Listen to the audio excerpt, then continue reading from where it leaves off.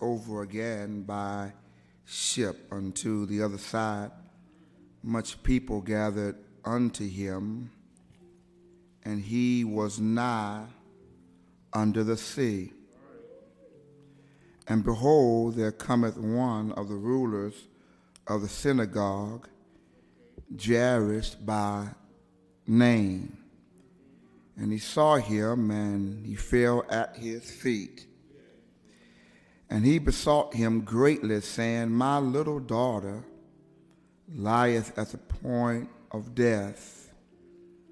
I pray thee, come and lay thy hands on her, that she may be healed, and she shall live. And Jesus went with him, and much people followed him and thronged him. I want to talk about Daddy's Little Girl, part 1.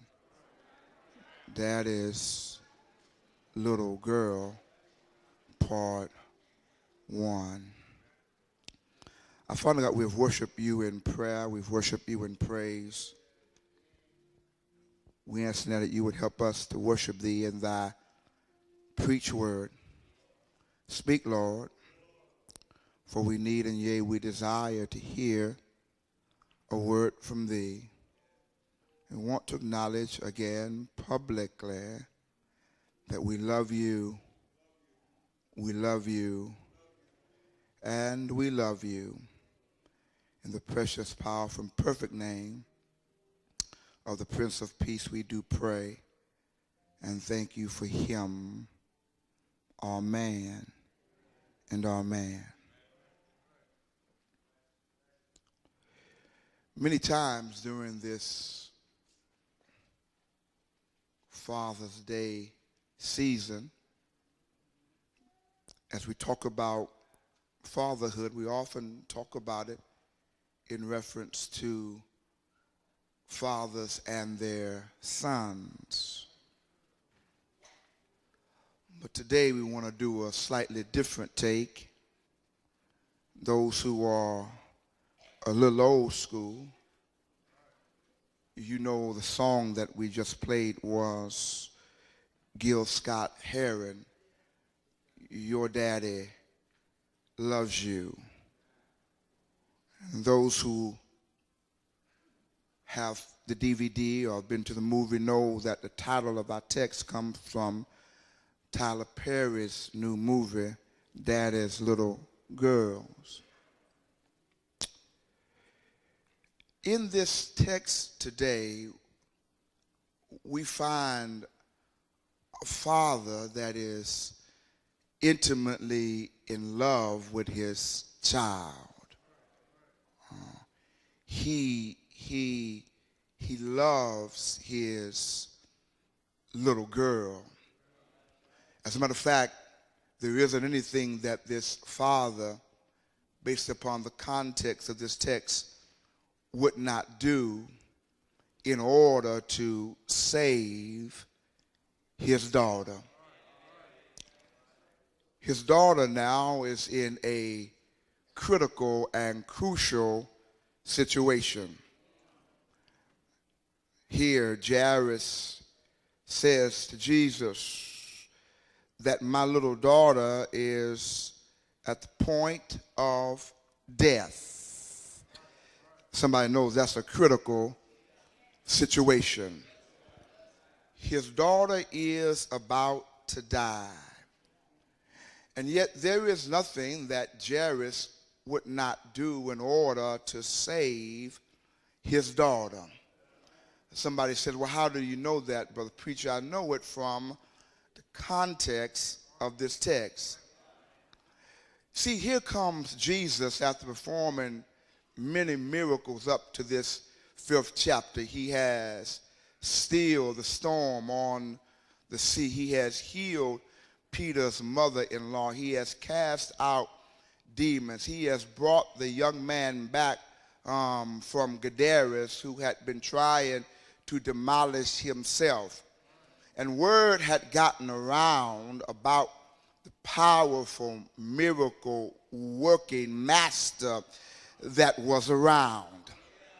And somehow or another, Jairus had gotten word of that. It didn't necessarily mean that Jairus was a friend of Jesus. It just means that he heard what Jesus had done.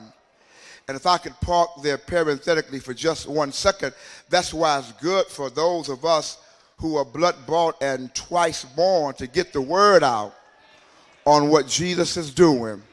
Because there may be someone who may not be a Christian, may not even be a lover of God, may not even be a friend of the Christ.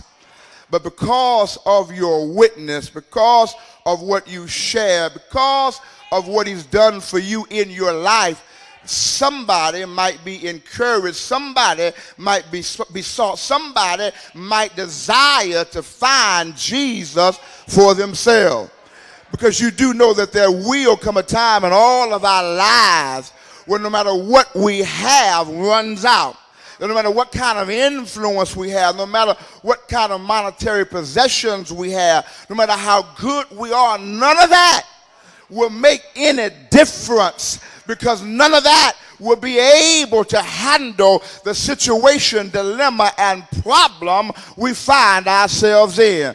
And that's where Jairus is, y'all. He's in a situation where all that he has, none of that can help his little daughter. He does pretty good. He is a ruler of the synagogue. That suggests he's got some prominence and some prestige. He's a ruler of the synagogue. That suggests he has some possessions in his midst. He's a ruler of the synagogue. That means he commands men and women. They come under his authority. He has prominence. He has prestige. He has popularity. He has possession. But all of that, and yet none of that, can help him when his daughter is at this point of death. But he hears about Jesus coming by. And the text says, and behold. Why does Mark start this verse off with and behold? He starts it off because this is such an unusual sight. When you go back around that third or fourth chapter of the Gospel of Mark, you find those who are in positions of authority, those who are the Pharisees, who combined with the Herodians in order to try to take Jesus out. But here is this one ruler of the synagogue, this one Pharisee, who's not trying to take Jesus out, but trying to get into Jesus' life. Are you not feeling me here today? It is an unusual sight, because one would never expect for a ruler of the Pharisees, one would never expect for a Pharisee to come and to drop down at the feet of Jesus. But listen, nobody realized what his situation was. And when your situation becomes in such a state where you have no other hope, you will do what you have to do in order to save those that you love. So he dropped down his pride, didn't care what his boys thought, didn't care if they put him off the Sanhedrin, did not care if they took his rulership. All he knew is that his little daughter, his 12-year-old daughter, but it didn't matter that she was 12. She could have been 24. She could have been 44. It was still his little daughter, because little does not describe her age. Little does not describe her childhood. Little describe his endearment to her and her endearment to him. My little daughter, the one I rocked on my knee when she was born. My little daughter, the one who I was up late with at night singing her song. My little daughter, one I took with me on my job. My little daughter, one when the doctors told me we couldn't have a child, we had this child. My little daughter, the one that when she skipped her knee at the Jewish synagogue, I left my job, I left my counsel and came to check on my baby. My little daughter, the one that I'll protect and give everything that I have. My little daughter, I'm going to strip off my pride. I don't care what my boys say, and I'm going to get to the one that I heard has healing in his garment.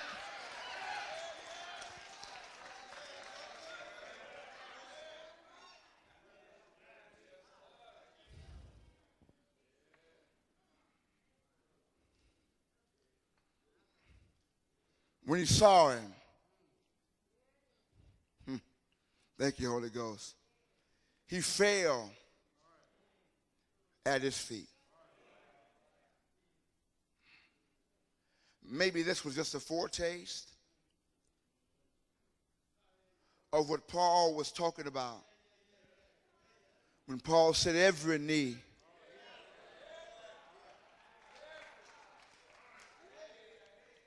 eventually shall bow, and every tongue shall confess. Some of y'all looking at me funny right here. I had to parallel park and just stay here for just a moment, because you might be dependent on everything else and you've lost your dependence on Jesus. Maybe your life looks like it's going nowhere and headed there fast, that you feel like you have no hope. But whenever you have Jesus, I said whenever you have Jesus, I said whenever you have Jesus, there's always some hope. Jairus could have given up. And maybe if it was himself that was sick, maybe he would have given up. But this was his little girl. And Jairus was going to take whatever chance he had to take in order to get some help for his little daughter. Let me suggest a few things here, and then we're going to press on.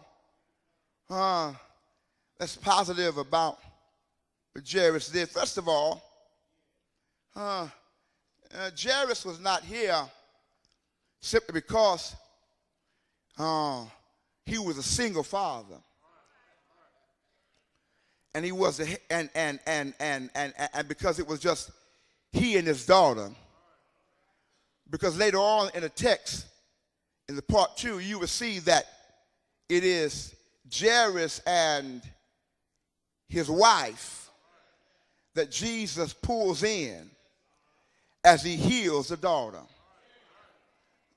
So Jairus isn't here because he's a single parent, and he has to be there because no one else could be there.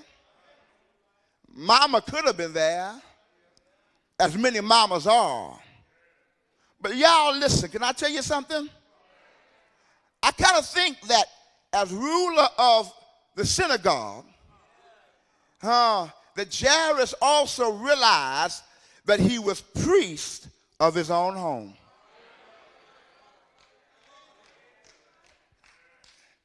And you do realize that, when you are priest of your home, that you have full responsibility of whatever happens in your house. You may not have done it, may not be your fault, But you still have, as priests of your crib, men, you and I still have full responsibility. Now I know we the priests, but it seems like them women run everything. But the truth of the matter is, when the question is raised by the Father in heaven about what happened in your home, what happened in my home, it's not going to be raised necessarily to your wife. It's going to be raised to the priest of that home. And the priest of the home is responsible for the well-being of the home. You're responsible for the spiritual growth of your children, of your wife, of your family, because you are the priest. You ain't feeling me up in here. You're responsible for taking your family to the Lord when things get difficult. Thank God if you've got a praying wife. Thank God if you got some praying children. But that does not negate our responsibility of being priest of the household. And because he was priest, he came to Jesus and brought his daughter's concern, her illness, her point of death unto the Christ. He was a priest. Stripped off his pride. And how many of you know that every now and then, in order to get what you really need, you got to strip off your pride.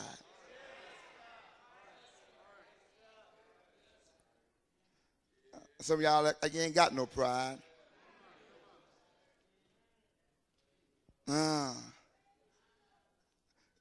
Yeah. Some relationships have been stunted, have been split asunder because of pride. Yeah, they were wrong, and you're not speaking because they were wrong. But the Bible says that even if they were wrong, you go to them.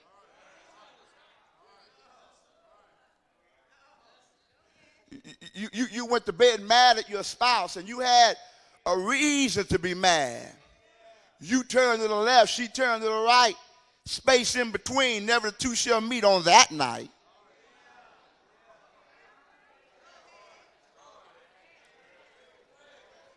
Because of pride.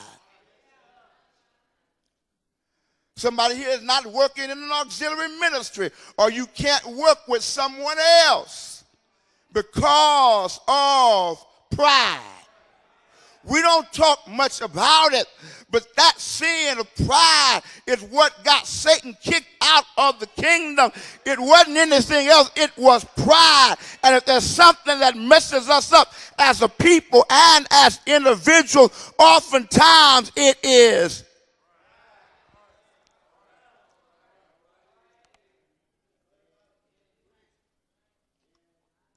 lowers his pride. And when he comes to Jesus, look at his position. He falls at his feet. And he beseeches him greatly. Said, my little daughter is at the point of death. Look at this. I pray thee. He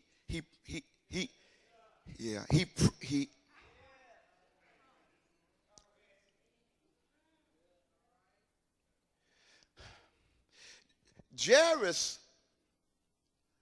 according to my colorful, sanctified imagination, had done the other good things that any good father would do. Had a good job,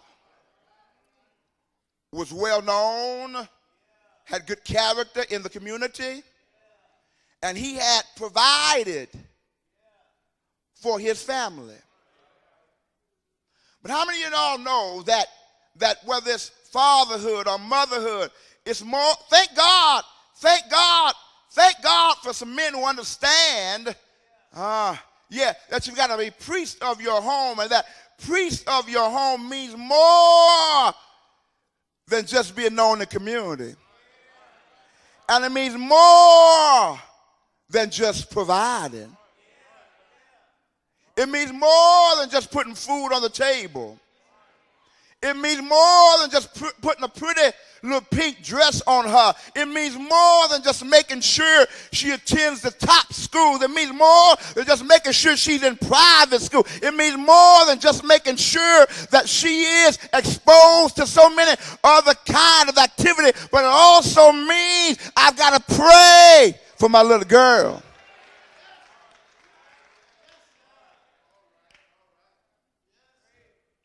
He prayed for her.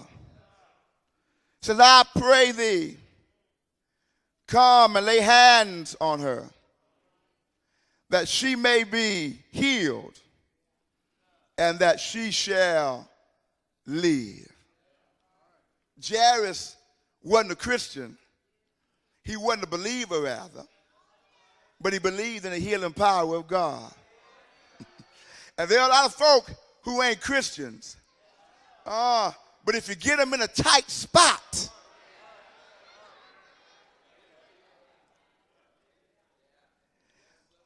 when I was working in Colorado Springs at the Colorado Interstate Gas Company, we had a massive layoff one time. I've told you this before, and it was one of them layoffs where our company had like 20 floors, and they were going floor by floor, laying folk off. It was like the death plague, like the death plague just going to each floor. And folk were calling people on the other floor, who got laid off on your floor? How many got laid off? And so on our floor, we called for a prayer meeting. And there were only about 8 of us on our floor who normally had Bible study at noon and came together in prayer. But on this day, when we announced we're going to have prayer meeting in the break room, you couldn't even get in the break room. Negroes would never call on the name of the Lord. We're all up in the break room grabbing hands.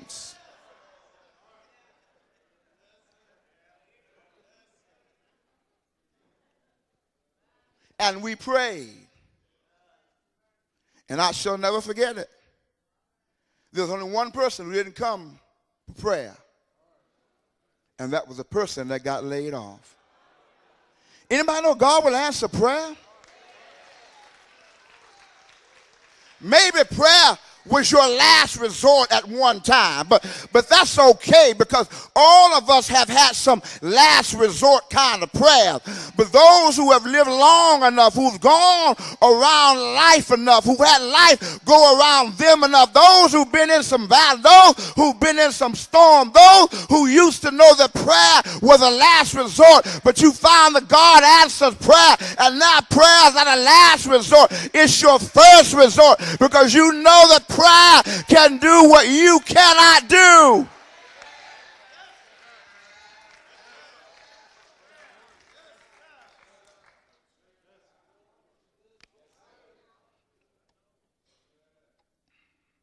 That is little girl. So he does all that he could do. Becomes a priest of his home. Strips off his pride. Positions himself at the feet of Jesus and prays for his little girl. And after he has done all that he could do nothing else. And there comes a point in time in our lives that I know many of us are used to solving our own situations. God's given us ingenuity, given us influence, whatever it is, and we're used to solving our own situations.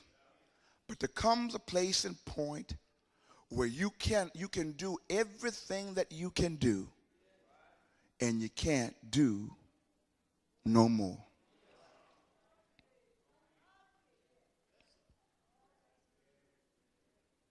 Somebody's been right there. Mm-hmm. Mm-hmm. Mm-hmm. Mm-hmm. And you worked out every day, took your vitamins on a regular basis, cleansed your own colon, and you did all that kind of stuff. You did everything you could do. You paid for the right doctors and saw the best doctor, and you had regular checkups all the time, but they still found something wrong.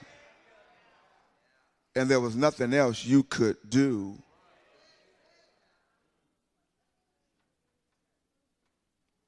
But I've got some good news.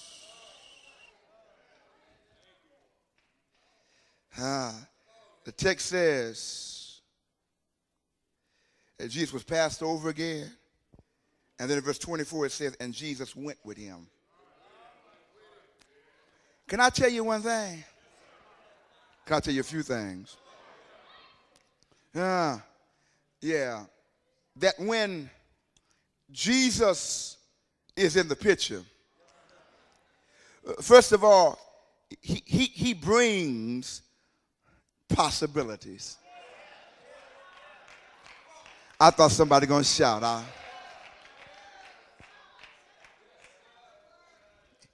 He brings possibilities in impossible situations, on dead-end streets, in no way out situations, in the deep and depths of darkness.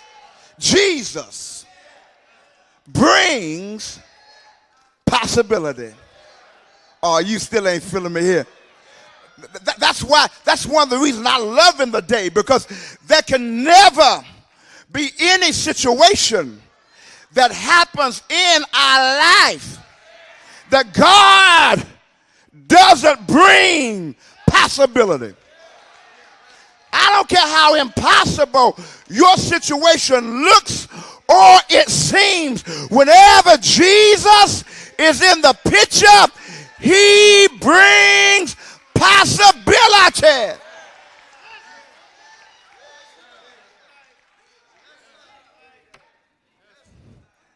I wish I had the physical strength to preach it like I feel it today.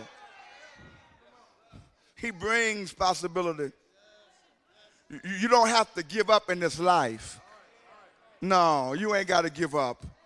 You don't have to give up.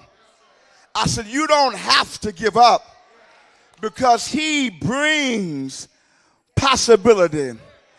It may seem as if it's impossible, and it may look like it's unsolvable. Have you any rivers to cross?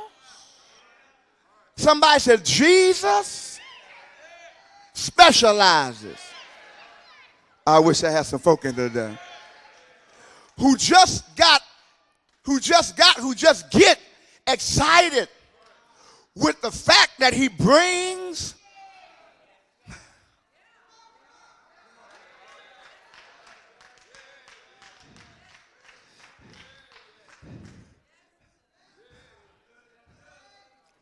you can keep going when you know there's possibility.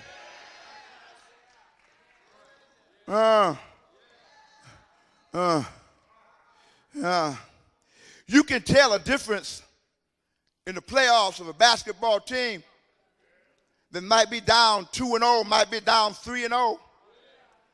The way they play the next game, if they really believe there's possibility. When you don't believe there's possibility, you lose your zeal. When you don't believe there's possibility, you lose your energy. When you don't believe there's possibility, you stop coming to church.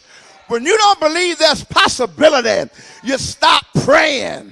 When you don't believe there's possibility, you wave the white flag. When you don't believe there's possibility, you get depressed in your soul.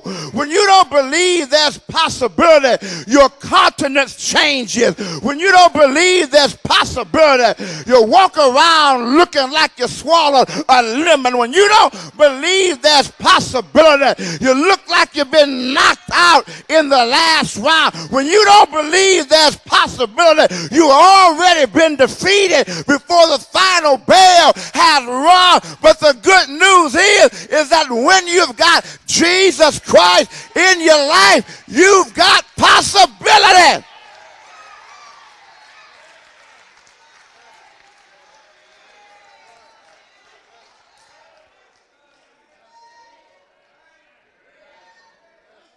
That's why somebody said, I still have joy.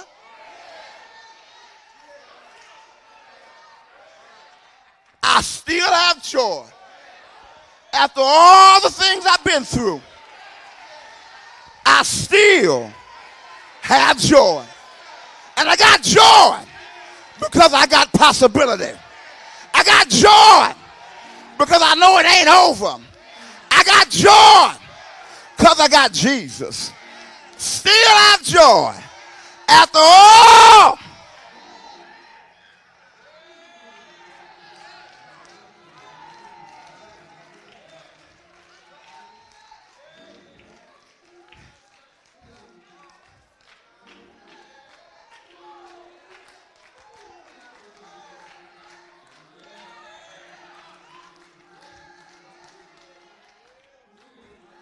When you got possibility, you're like a weeble wobble.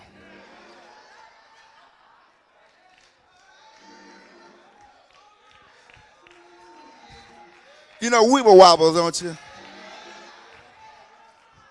Yeah. You hear the weeble wobble, and the weeble wobble falls down.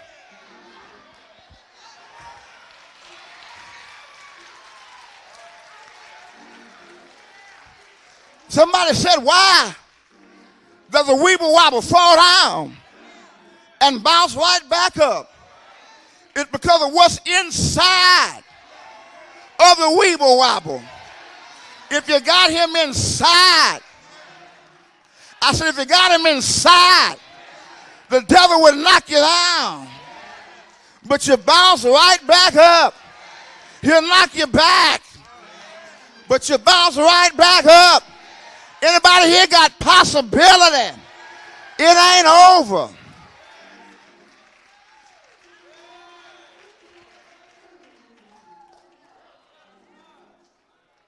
Well, I'm through. That's it. When he comes, he brings possibility. But can I suggest one more thing to you? Maybe two more. When he comes, he not only brings possibility, but when he comes, he brings answer to prayers.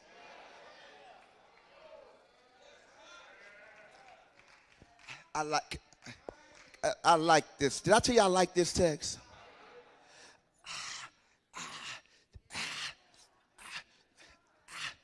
Jairus wasn't even a favorite. Wasn't even a follower.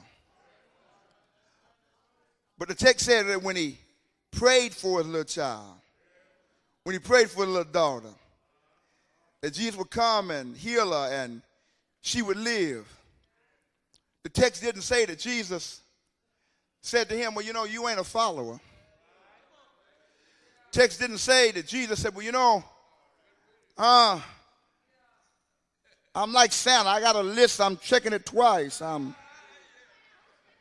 Didn't say he went up and down the sin list of Jairus' life. It didn't say he held a conversation to see if Jairus was worthy of having answered prayer. But the text says, and he went with him. Oh, you missed that. I'm sorry. Because I know that some of the prayers, most of the prayers, all of the prayers that he answers in my life are not because I'm worthy. Ain't because you worthy either. Ain't because you live such a holy life.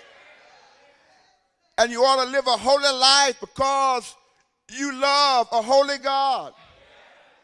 But that's not the reason that God answers your prayer. You ought to thank God that God doesn't go down the sin list to see when the last time you sinned in order to determine if he will answer your prayer. But some of y'all, if you tell the truth in here today, you've bowed down on your knees and you've been in some awful, sinful situations. But the Bible said that where sin abounds, that grace much more abounds. Jesus didn't ask him any questions. Did not ask him when's the last time you prayed. Did not ask him how's your relationship with the Father. The Bible said that he just went with him. And I believe that Jesus went with him because Jesus felt the pain of this father. And Jesus heard the prayer of this father. And Jesus knew the problem of this father. And so Jesus just went with him. And the Bible said much people followed him. And so I'm through, y'all. But listen, Jesus comes with possibility. And he comes with answered prayer. But he also comes with power for your situation. Have I got a witness that he knows what your situation needs? And he doesn't get your prayer confused with my prayer. And my prayer confused with your prayer.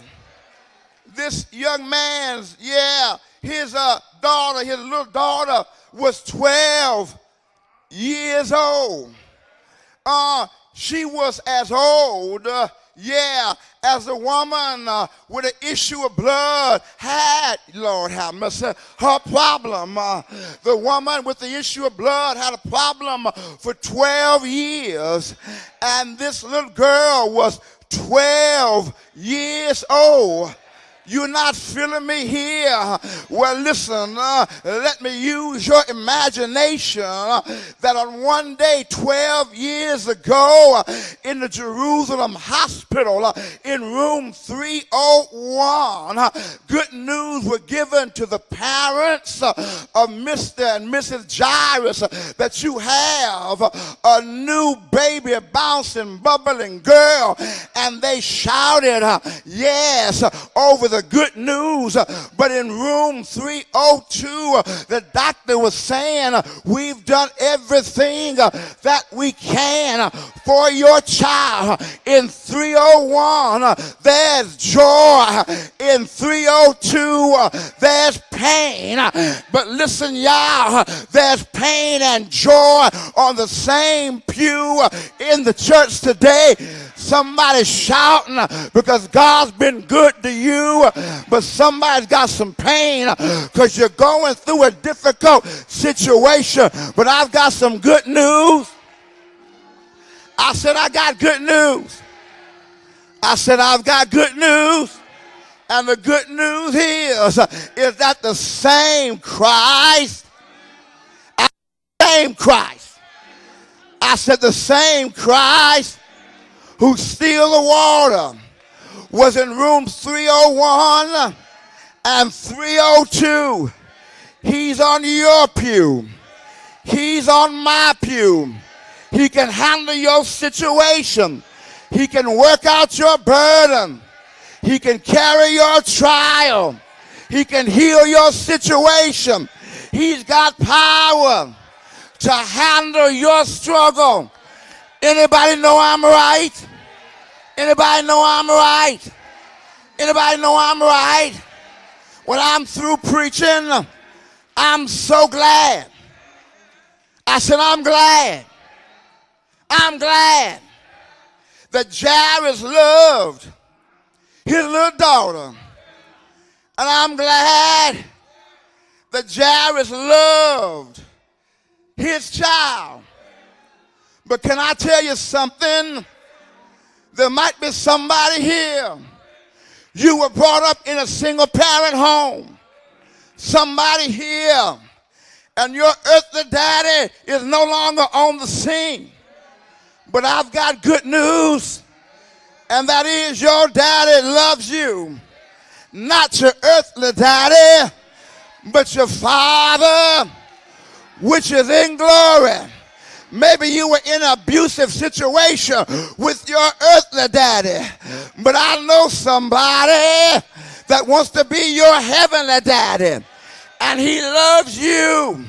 No matter what you're going through, he loves you. No matter where you've been, he loves you. No matter what you're going to go through, he loves you. Anybody know he loves you? I said, anybody know he loves you? Anybody know you got a daddy that loves you? Can you tell him thank you? Thank you for loving me in good days. Thank you for loving me in difficult days. Thank you for loving me when I'm good. Thank you for loving me when I'm bad. Can you tell him thank you?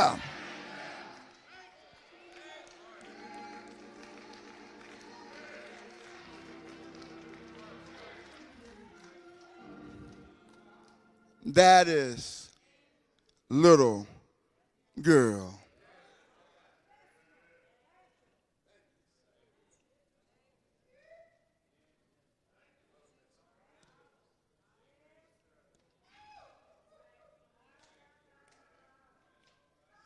I'm not sure who you are today.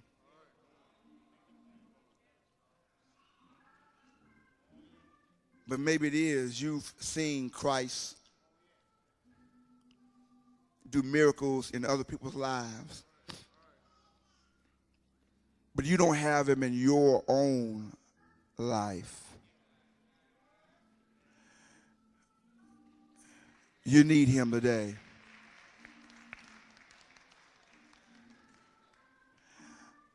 I don't know who you are, but maybe you're trying to lead your family. Maybe you're providing for your family. But you're really not being the priest of your family because you don't know the ultimate priest.